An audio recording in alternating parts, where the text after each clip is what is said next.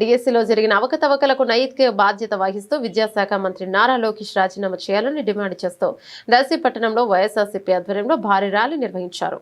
Darsi MLA ప్రకాశం జిల్లా వైఎస్ఆర్సీపీ అధ్యక్షులు doctor Buchapalli Sivaprasad Reddy నాయకత్వంలో ఈ ర్యాలీ జరిగింది. ప్రకాశం జిల్లా దర్శి పట్టణం పొదిలి రోడ్డులో ఉన్న వైఎస్ఆర్సీపీ కార్యాలయం నుంచి ప్రారంభమైన ర్యాలీ గడియారం స్తంభం సెంటర్ వరకు కొనసాగింది.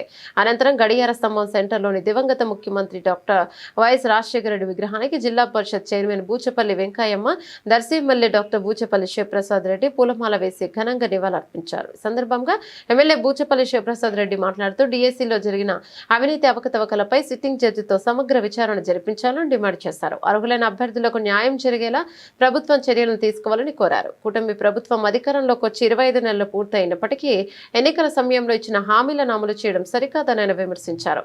ఎన్నికల ముందు కూటమి ప్రభుత్వం ఇచ్చిన హామీ మేరకు నిరుద్యోగులకు నెలకు 3,000 చొప్పున 25, నెలకు 75,000 నిరుద్యోగ భృతి అందించాలని డిమాండ్ చేశారు. ఈ ర్యాలీలో దర్శి నియోజకవర్గంలోని 5 మండలాలకు చెందిన వైఎస్ఆర్సీపీ నాయకులు, కార్యకర్తలు, అభిమానులు పెద్ద సంఖ్యలో పాల్గొన్నారు.